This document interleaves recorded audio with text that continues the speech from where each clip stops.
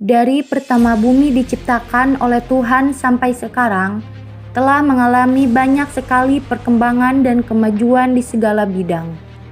Bahkan menurut para ilmu pengetahuan, belum diketahui dengan pasti kapan bumi diciptakan oleh Tuhan Yang Maha Esa. Zaman praaksara atau zaman sejarah, begitulah kita menyebutnya.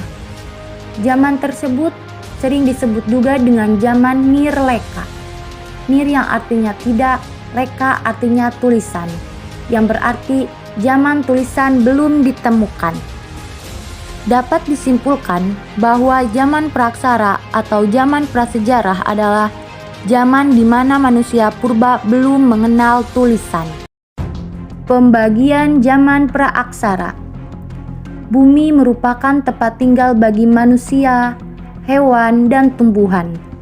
Geologi merupakan ilmu yang mempelajari tentang bumi secara menyeluruh. Berdasarkan hal tersebut, bumi dari dulu sampai sekarang dibagi menjadi 4, yaitu: yang pertama, zaman Arkeozoikum, yaitu zaman yang tertua dari zaman-zaman yang lainnya. Zaman ini berkisar tahun 545 sampai 45.000 juta tahun yang lalu. Di zaman ini, bumi masih belum stabil. Kulit bumi masih dalam proses pembentukan. Udara juga masih sangat panas, sehingga tidak ada tanda-tanda adanya kehidupan. Berakhirnya zaman ini disebabkan oleh penurunan suhu yang memungkinkan untuk memunculkannya suatu kehidupan. Yang kedua, zaman Paleozoikum atau sering disebut juga dengan zaman primer. Zaman ini berkisar pada tahun 340 juta tahun yang lalu. Di zaman ini juga bumi sudah mendingan dan makhluk hidup diperkirakan sudah muncul. Seperti contohnya makhluk hidup yang bersel satu dan tidak mempunyai tulang belakang. Contohnya seperti bakteri dan sejenis amfibi. Yang ketiga, zaman Mesozoikum atau sering disebut juga dengan zaman sekunder. Zaman ini berlangsung sekitar 140 juta tahun yang lalu. Di zaman ini ditandai dengan munculnya hewan reptil yang bertubuh besar, seperti contohnya dinosaurus. Dan yang terakhir yaitu zaman Neozoikum. Zaman ini berlangsung sekitar 60 juta tahun yang lalu. Di zaman ini, kehidupan mulai stabil dan semakin berkembang serta beragam. Zaman Neozoikum dibagi menjadi 2 bagian. Yang pertama, zaman tersier, yaitu zaman yang ditandai dengan berkurangnya hewan bertubuh besar dan telah memiliki hewan yang menyusui, seperti contohnya kera dan monyet. Yang kedua yaitu zaman kuarter. Zaman ini ditandai dengan munculnya tanda-tanda kehidupan manusia. Dan Neozoikum juga dibagi menjadi 2 masa. Yang pertama, masa Pleistosen atau sering disebut juga dengan Dilithium. Masa ini ditandai dengan mencairnya es kutub di utara yang disebabkan oleh perubahan iklim. Di masa ini berlangsung sekitar 600.000 tahun yang lalu.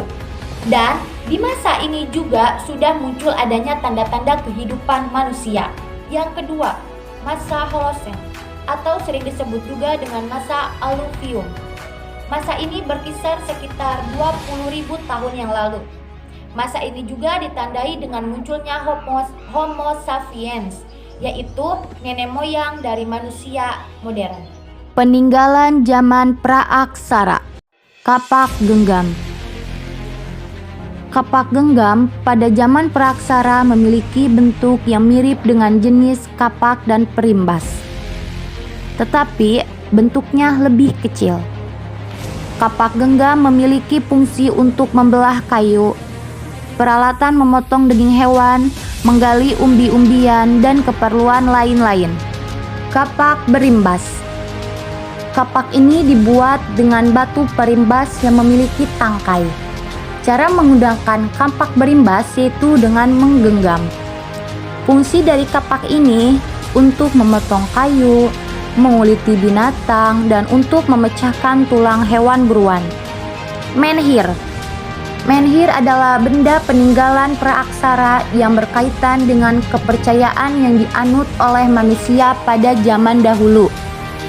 Menhir berbentuk tiang atau tugu yang terbuat dari batu yang berdiri di atas tanah. Menhir digunakan untuk menyembah arwah nenek moyang manusia purba. Sarkofagus. Sarkofagus adalah peti mati yang dibuat dari batu yang utuh dan dikasih bagian penutup pada bagian atasnya.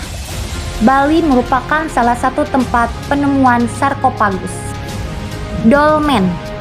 Dolmen yaitu berbentuk seperti meja yang tersusun dari batu dan banyak ditemukan pada daerah Jawa Timur dan diberi nama pandusa. Kegunaan dari dolmen hampir sama dengan menhir, yaitu menyembah nenek moyang pada masa praaksara.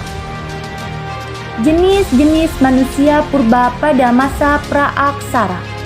Meganthropus paleojapanicus. Meganthropus paleojapanicus yang berarti manusia purba yang paling tua di Jawa dan memiliki ciri-ciri tubuh yang kekar. Fosil dari Meganthropus paleojapanicus ditemukan oleh seseorang bernama Dr. G.H.R. von Koningswald pada tahun 1936 dan 1941 pertama kali ditemukan di Sangiran, daerah Lembah Solo dekat dengan Surakarta. Ciri-ciri Meganthropus yaitu berbadan besar, rahang yang besar, tulang tebal, dan kening menonjol. Meganthropus paleojapanicus termasuk jenis Homo habilis. Pithecanthropus erectus. Pithecanthropus erectus yang berarti manusia kera berjalan tegak. Mempunyai ciri-ciri berbadan tegak dan memiliki tinggi badan sekitar 165 sampai 180 cm. Pithecanthropus kebanyakan ditemukan di daerah Mojokerto, Kadung Trubus, Trinil, Sambung Macan, dan Ngadong. Orang yang pertama kali menemukan Pithecanthropus erectus adalah Eugène Du Bois di Trinil dekat Sungai Bengawan, Solo. Homo. Homo yang berarti manusia. Manusia purba jenis ini memiliki ciri-ciri yang lebih sempurna dibandingkan dengan yang lainnya.